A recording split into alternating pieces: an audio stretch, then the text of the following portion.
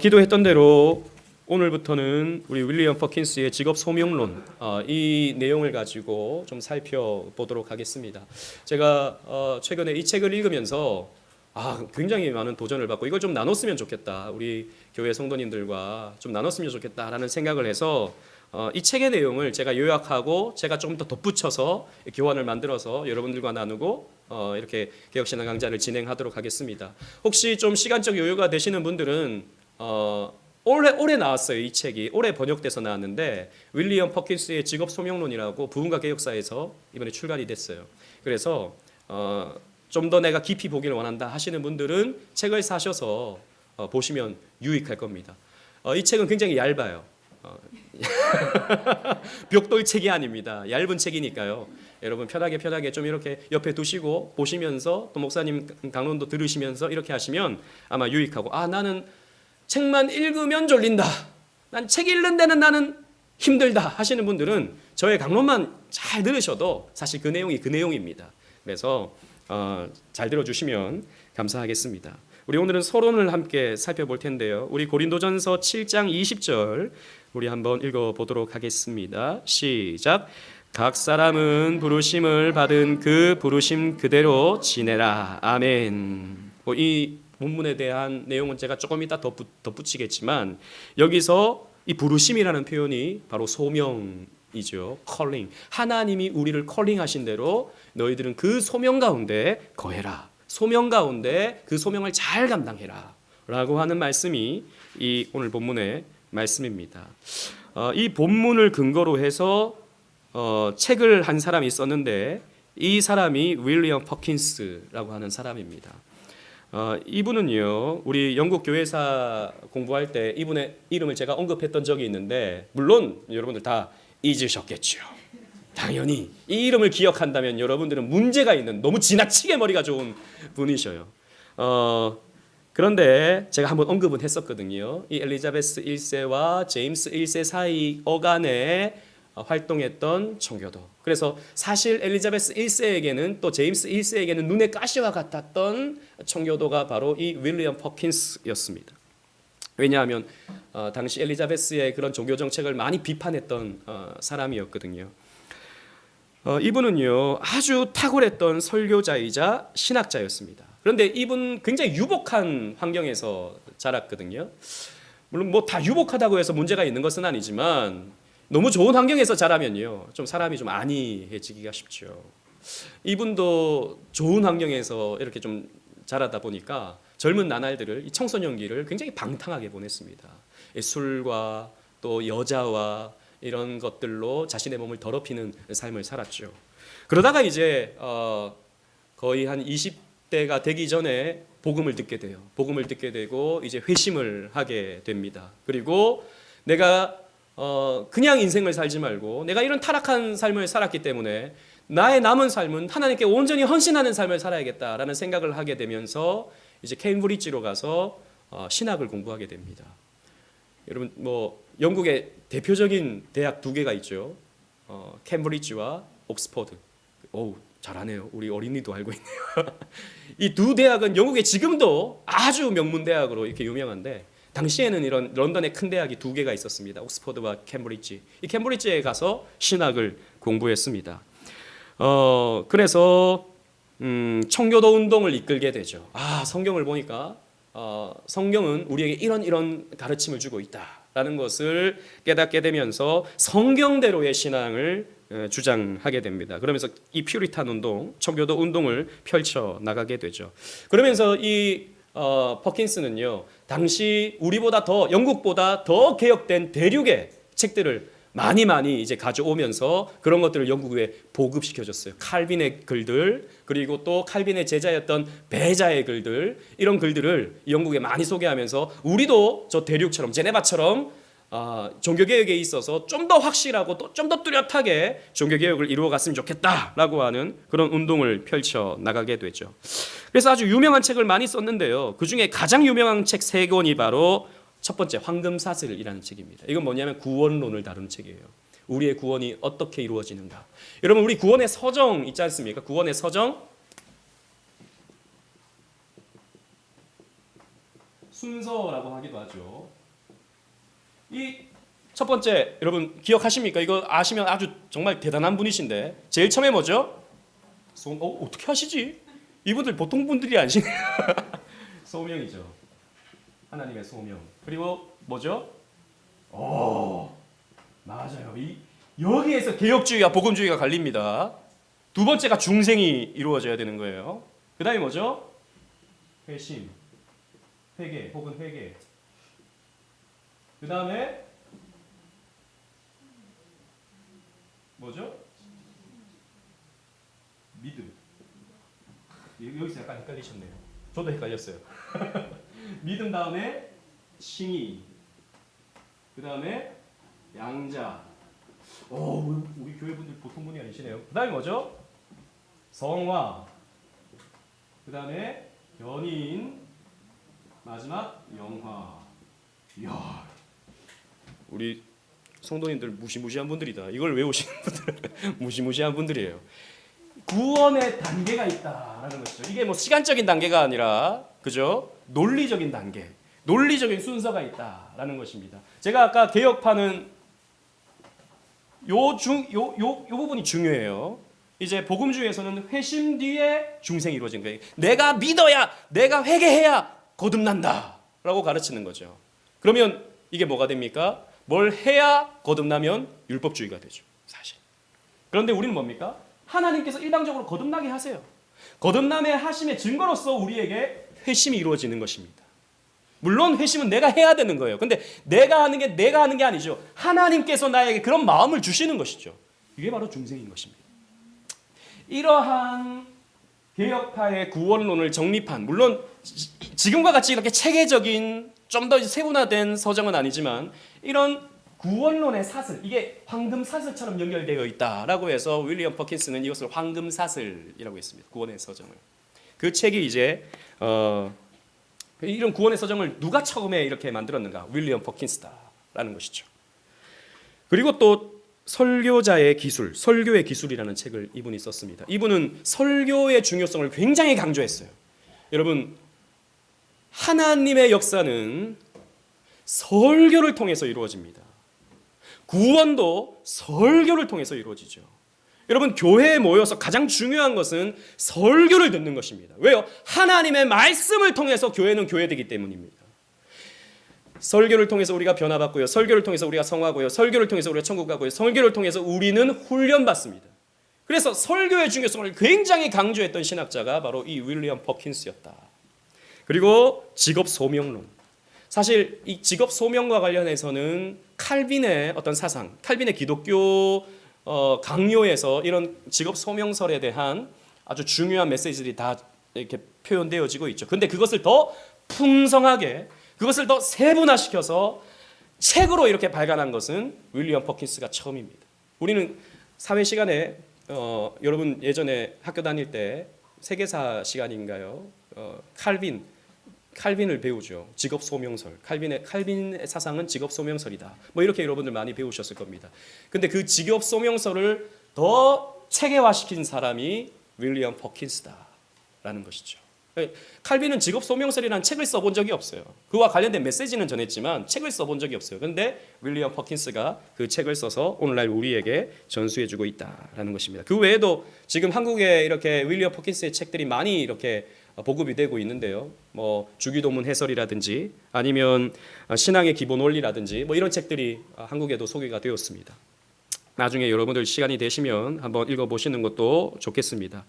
그 가운데 이 윌리엄 퍼킨스는요, 이 직업 소명설에 대해서 책을 쓰면서 칼빈주의 세계관, 우리 개혁 사상은 도대체 뭔가? 우리 개혁 신앙인이라고 하는 것은 도대체 어떤 신앙을 가지는 자인가? 이 부분에 대해서 아주 중요한 점을 부각시켜줬어요. 뭐냐면 여러분, 중세 시대는 어떤 시대였습니까? 중세 시대는 성과 속의 구분의 시대예요. 성과 속의 구분의 시대.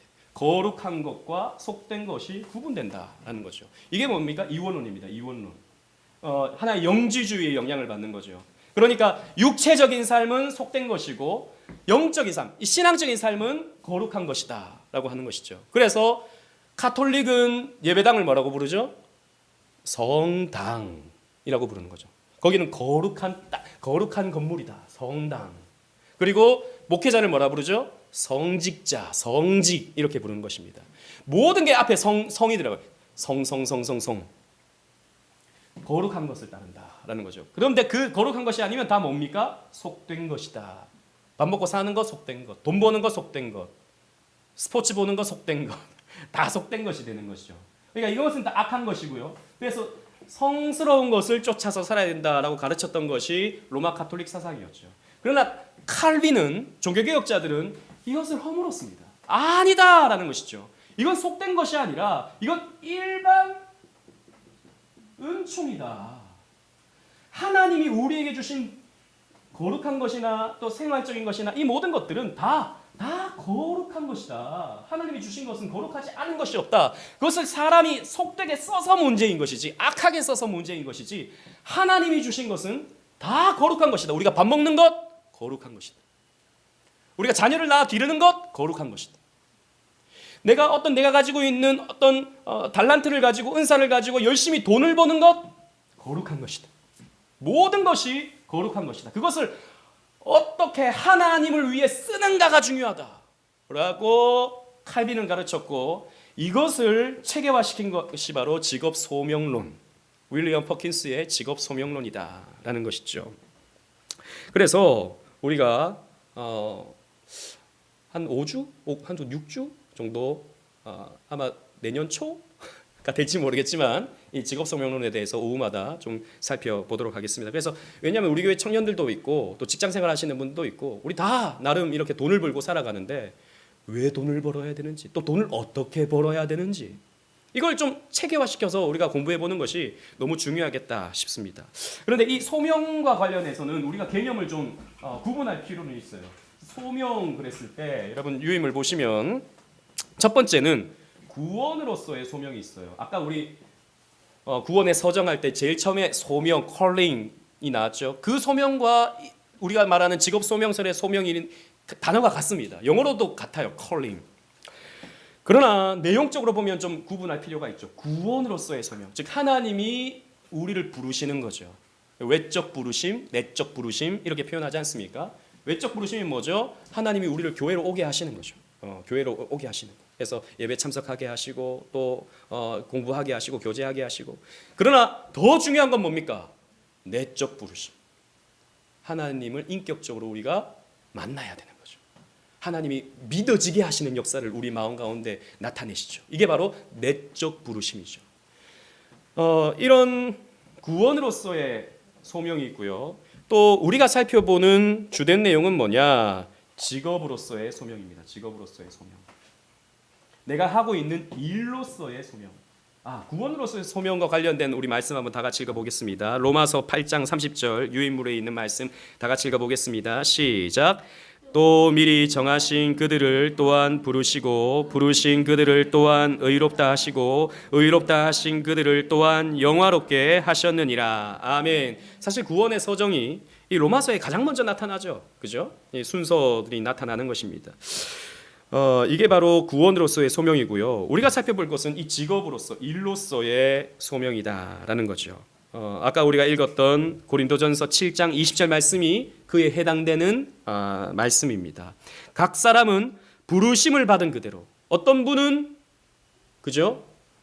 사장님으로, 어떤 분은 직장인으로, 어떤 분은 카페 사장님으로, 어떤 분은 카페 종업원으로, 우리는 다 하나님이 각 사람마다 각자의 위치에 부르시는 것이죠.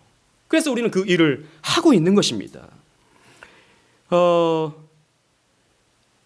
바울은요, 각 사람이 있는 그 일은 하나님이 불러서 거기에 있는 것이다 라고 말해주고 있어요.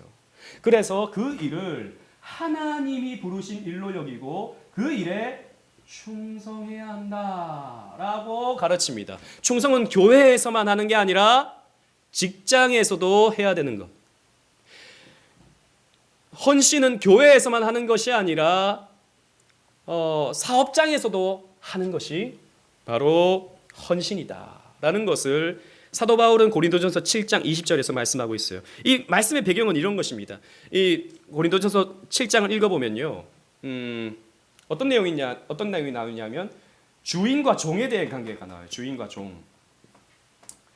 그래서 종은 하나님이 부르신 대로 그 부르심에 그대로 지내라라고 말해주고 있다고요. 근데 이걸 가지고 이제 사람들은 또 약간 좀 꼬아서 생각하기도 해요. 아, 이거 성경은 노예의 죄를 지지하나? 이렇게 이제 생각하는 사람도 있어요. 왜냐하면 종으로 부름받은 사람은 종으로 지내라라고 지금 말하고 있는 게 고린도전서 7장 20절 말씀이거든요. 그러니까 노예의 죄를 옹호하는 말씀으로 이 말씀을 이제 사용하는 경우들이 있죠. 그 말씀은 그런 말씀이 아닙니다. 이때 당시에 이 로마 시대의 종이라고 하는 개념은 지금의 우리가 생각하는 그 흑인 노예 이런 개념이 아니에요.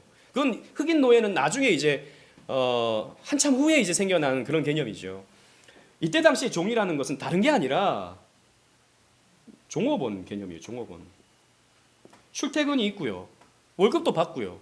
그런 직장인의 개념, 노동자의 개념이었습니다.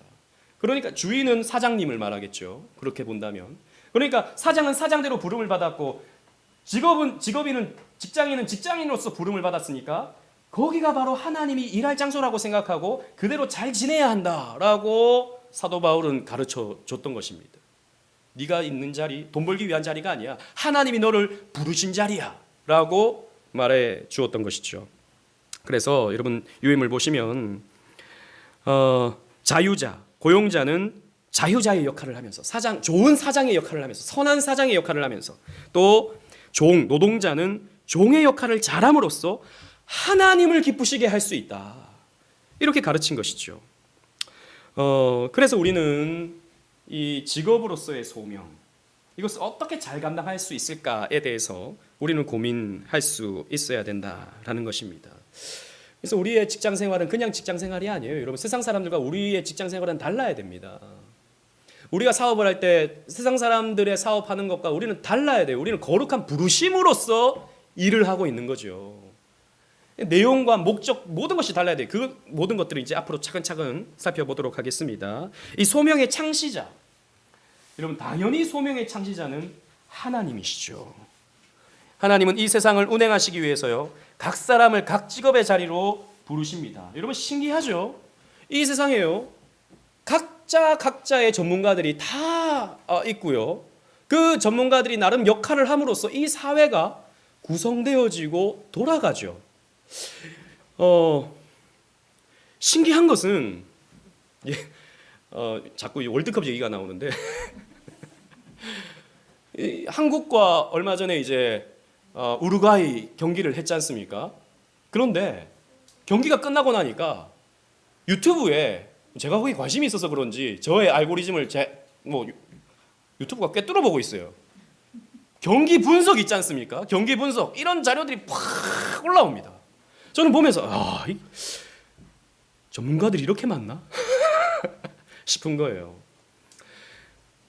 여러분 각자의 다 전문가들이 있잖아요. 그죠? 외교 전문가, 과학 전문가, 유통 전문가, 그리고 각 나라별로 통역할 수 있는 사람이 우리나라에 다 있어요. 저 아프리카의 소수 민족의 언어를 공부하는 사람이 한국에 있다고요.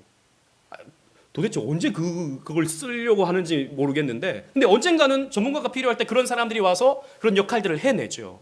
물론 우리가 봤을 때는 저기 사람이 없으니까 저기가 레드오션이다 혹은 블루오션이다 생각해서 그 직장을 얻었겠지라고 생각하지만, 사실 모든 것을 주장하시는 하나님께서 각 사람을 적재적소에 하나님께서 배치해 놓으시는 것입니다.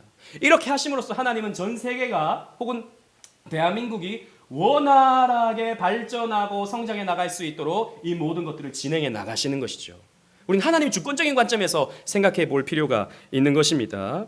그래서 하나님은요, 마치 군대 지휘관이 부하들을 적재적소에 배치하는 것처럼 하나님은 사람들을 배치하신다라는 거예요. 그래서 우리 예를 들자면 우리 장윤선 권사님은 부동산 하는 일에 하나님 배치해 놓으셨어요. 그죠?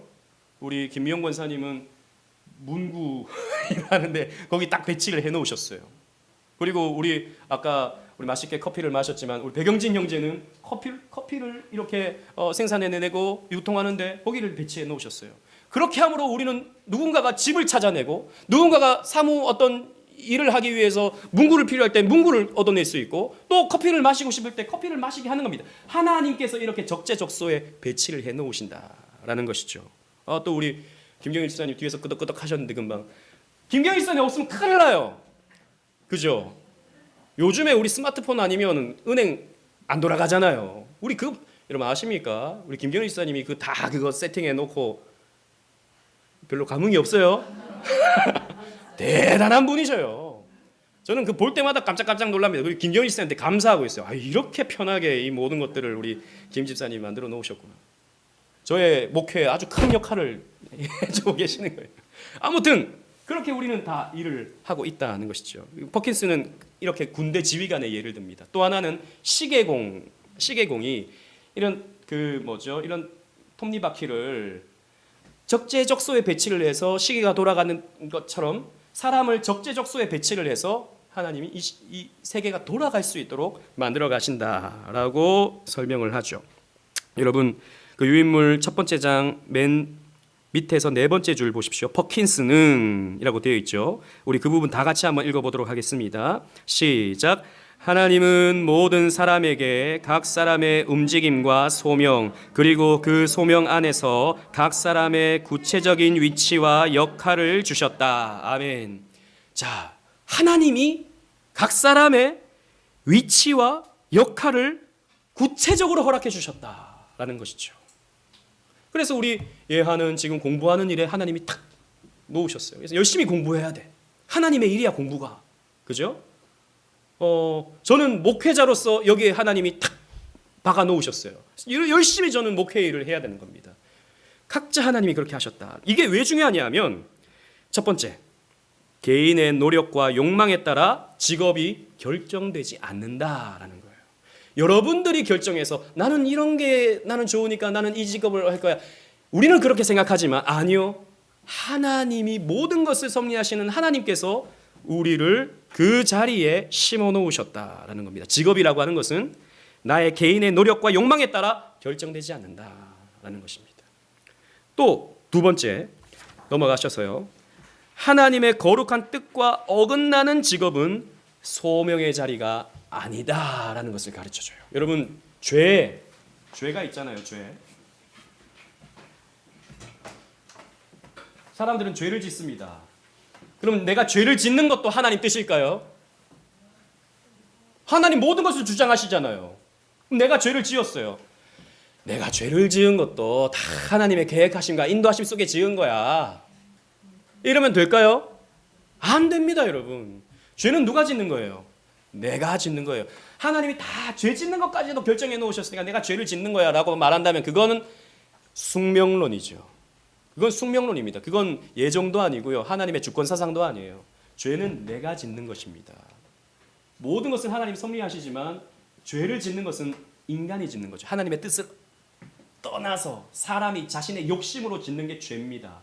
직업을 선택하는 것도 마찬가지예요. 여러분 누가 도박을 잘해요. 막 패를 받으면 받을수록 광이 막 있고 다 모르시네요. 모르니까 땅 잡으면 뭐가 이게 반짝반짝 돼요. 탁 하면 찰싹 달라붙어요. 이야, 나는 이걸로 가야겠다. 나는 여기에 은사를 받았다.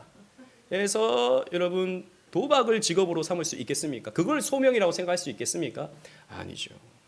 또 우리 믿는 사람들이 하나님을 믿는 사람들이 이런 죄와 관련된 음란과 타락과 불순종과 관련된 그런 일을 우리가 할 수 있겠는가?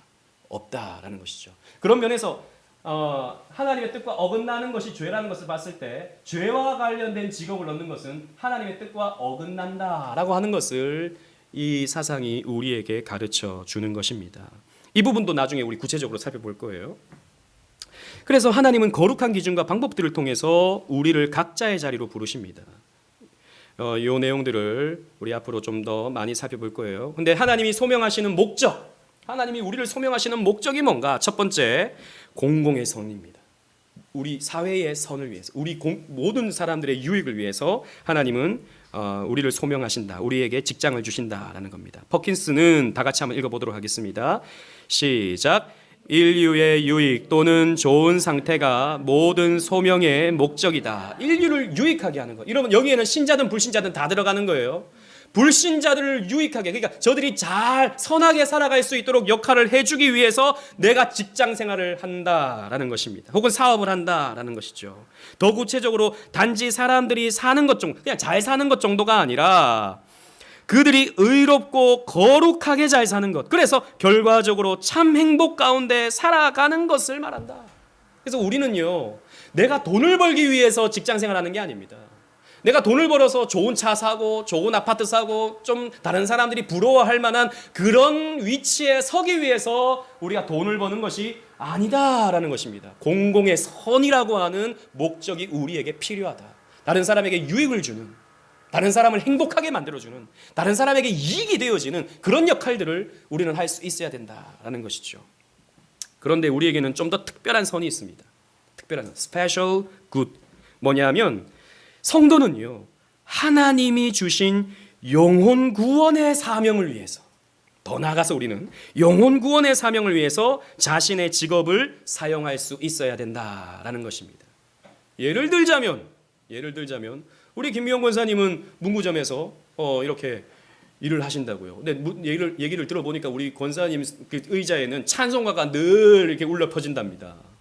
예. 그래서 사람들이 이제 와서 뭐 물건을 찾고 이렇게 할 때 우리 김영 권사님 평소에 우리 안내하는 것처럼 어서 오세요 이렇게 뭐 이것도 그거 찾으세요, 일로 오세요. 누가 좀 불평을 하고 해도 저리 가세요 이렇게 하지 않고 참고 꾹 인내하면서 최고의 서비스를 제공해 줄 때 저분은 어떻게 저렇게 친절할 수 있을까를 생각해 보는데 찬송가가 딱 울려 퍼지네. 저분은 예수 믿는 분이구나. 근데 사람들이 자꾸 권사님 그러네요. 저분은 교회에서 권사님으로서의 역할을 하는구나 라고 생각하면서 복음 증거할 수 있는 기회가 되는 것이죠. 오늘 이 얘기는 조금 약간 좀 뭐랄까요, 좀 촌스러운 예화긴 하지만 예를 들자면 그렇다는 것이죠. 우리의 어떤 역할을 통해서 우리는 복음을 전하고, 또 뿐만 아니라 우리가 돈을 열심히 벌어서 어떻게 합니까? 하나님 나라를 위해서 쓰는, 하나님 나라 확장을 위해서 쓰는 겁니다. 돈을 버는 목적이, 여러분, 이런 표현이 요즘에는 굉장히 좀 사람들이 듣기 싫어하는 표현이지만 이건 맞는 표현이에요. 여러분, 우리는요, 헌금하기 위해서 돈을 버는 겁니다. 헌금하기 위해서. 헌금을 많이 하라는 게 아니에요, 여러분. 많이 한다고 다 좋은 것도 아니에요. 하지만 여러분, 분명한 것은 이 물질을 가지고 하나님 나라 확장을 위해서, 선교를 위해서 사용할 수 있어야 되는 것입니다. 그래서 우리에게 물질을 주시는 거예요.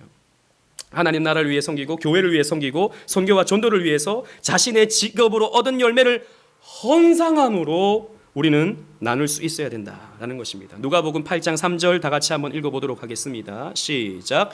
헤롯의 청지기 구사의 아내 요한나와 수산나와 다른 여러 여자가 함께하여 자기들의 소유로 그들을 섬기더라. 아멘.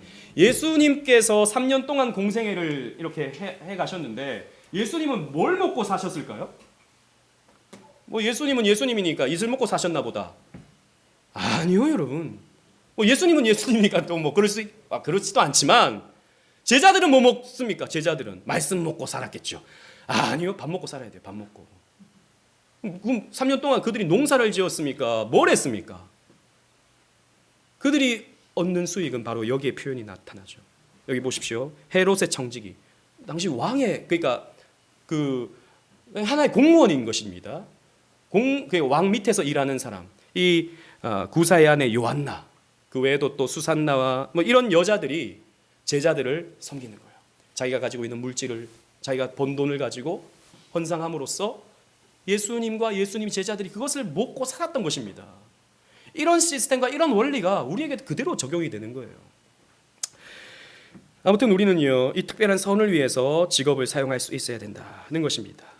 그리고 이 소명의 실현에 일반적인 원리가 두 가지가 있는데요. 첫 번째는 뭐냐면 소명의 자리에 잘 머무는 것입니다.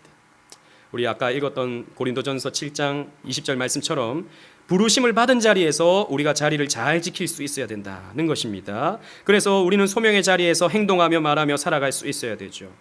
예수님의 예를 퍼킨스가 듭니다. 예수님은 유산을 가지고 다투는 두 형제가 합의를 부탁했을 때 이렇게 말씀하십니다. 누가 나를 너희의 재판장이나 물건 나누는 자로 세웠느냐. 나는 이렇게 뭐 형제들끼리 누가 더 많은 재산을 차지할 것인가 이런 것을 내가 판결해 주기 위해서 이 땅에 온 것이 아니다라는 것입니다. 예수님은 어디에 머무십니까?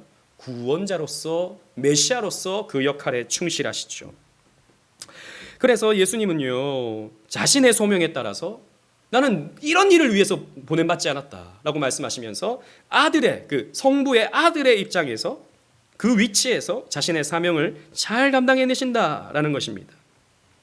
그래서 우리는 이 소명의 의무를 그래서 예수님은 재산 나누는 판결자로 이 땅에 오신 것이 아니라 구속 사역을 성취하기 위해서 이 땅에 오셨다라고 말씀하시죠. 따라서 우리가 소명의 자리를 이탈하는 것은 죄가 됩니다.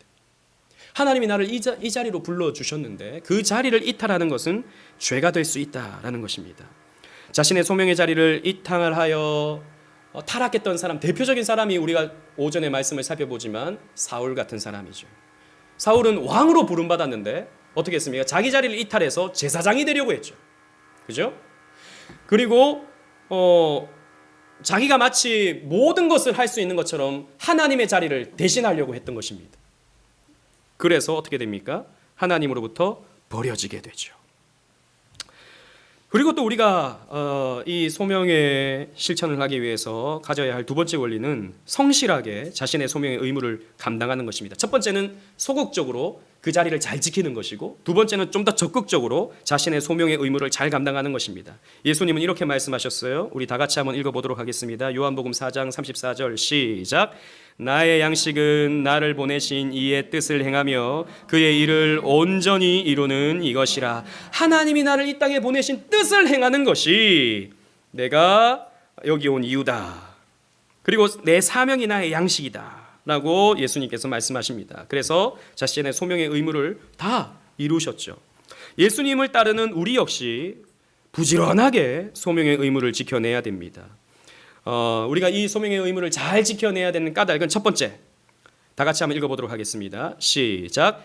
이것을 통해 공공의 선과 특별한 선을 실현함으로 하나님께 영광이 되기 때문이다. 여러분들이 열심히 일함으로써 누군가에게 유익을 주고 여러분들이 번 돈을 가지고 하나님 나라를 위해서 쓸 때 어떻게 됩니까? 하나님께 영광이 되기 때문이에요. 그게 하나님께 영광이 되는 것입니다. 열심히 일하십시오. 열심히 일해서 친절하게 여러분 상대방을 대하십시오.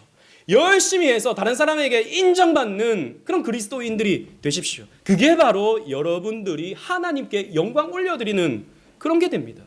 어떤 분들은요, 예전에 제가 들었던 얘기 중에는 너무 교회 생활을 열심히 하셔요. 그래서 어떤 분은 교회에 내가 종이와 토너를 아껴야겠다, 교회를 사랑하는 마음으로. 그래서 직장 가서 주보를 막 뽑는 거예요. 직장 가서 막 거기는 공짜다 생각하고 막, 그러니까 부장님이 딱 보이고 이게 뭔가 이게 교회 주보가 막 나오고 있어. 여러분, 이게 하나님 사랑하는 겁니까? 하나님 사랑하는 거예요. 나 교회 사랑하니까 주보를 회사에서 뽑아야지. 몰래. 아니에요, 여러분. 그리고 또 제가 신우회 이런 거 다 나쁘게 보잖아요. 정말 귀하죠. 그런데 회사 일을 하다가 중간에 갑자기 사라졌어. 어디 갔나 막 찾아보니까 신우회 가서 막 기도하고 있어. 신우회 가서 막 말씀 나누고 할렐루야 하고 있고 막 일은 안 하고. 여러분, 해도 좋지만, 신우회 해도 좋지만 일하는 시간을 오버하면서 신우회 활동해야 하는 것은 그건 하나님의 영광을 나타내지 못하는 것입니다. 일을 할 땐 그 사람이 나에게 노동력의 대가로 월급을 주잖아요. 그러면 그 노동력에 합당한 일을 나는 해내야 되는 것입니다. 그 시간을 나의 사적인 것으로 사용해서는 안 되는 것입니다.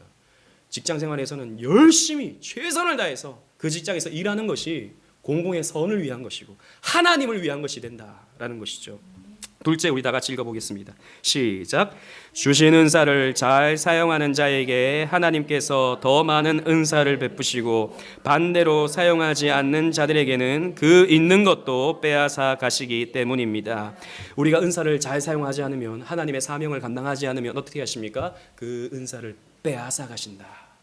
빼앗아 가시고 우리에게 그런 풍성한 은혜와 축복들을 거두어 가신다 된다라는 것입니다. 여러분 마태복음 25장 28절 우리 다 같이 한번 읽어보도록 하겠습니다. 시작. 그에게서 그 한 달란트를 빼앗아 10달란트 가진 자에게 주라. 여러분 보십시오. 예수님께서 각 사람에게 달란트를 나눠주셨습니다. 5달란트, 2달란트, 1달란트. 그리고 한참 시간이 지난 후에 다시 셈하죠. 5달란트를 받은 사람은 5달란트를 남겼고 2달란트를 받은 사람은 2달란트를 남겼습니다. 그런데 1달란트를 받은 사람은 어떻게 했습니까? 땅에 묻어뒀어요.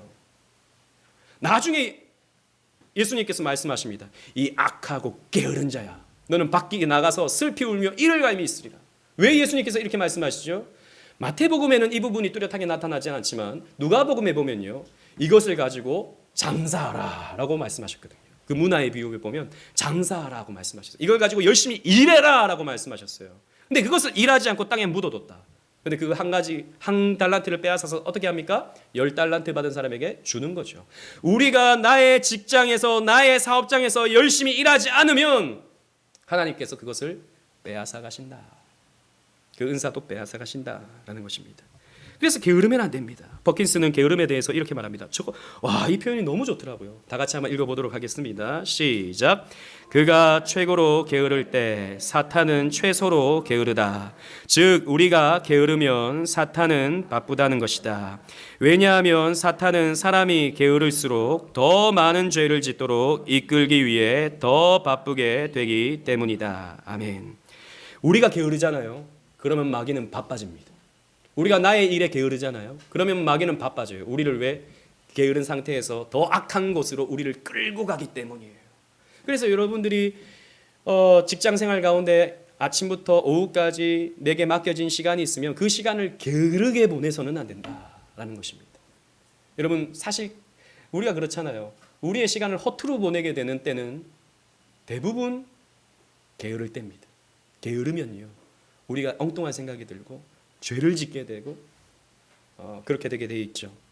그래서 우리는 게으르지 않고 오늘 하루에 내게 주신 소명 앞에 충성할 수 있어야 된다라는 것입니다. 이건 서론이고요. 이제 강론은 다음 주부터 살펴보도록 하겠습니다. 그리스도인이 정할 수 있는 직업은 어떤 것이고 정하지 말아야 될 직업은 어떤 것이고 또 우리가 그런 직업을 이루어갈 때 어떻게 구체적으로 일을 해야 되는지 말씀의 근거를 통해서 우리 살펴보도록 하겠습니다.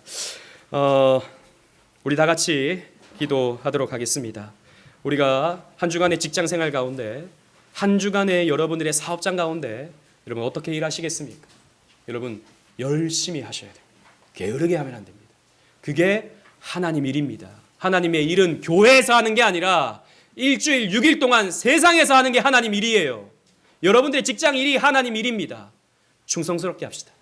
거룩하게 합시다. 신실하게 합시다.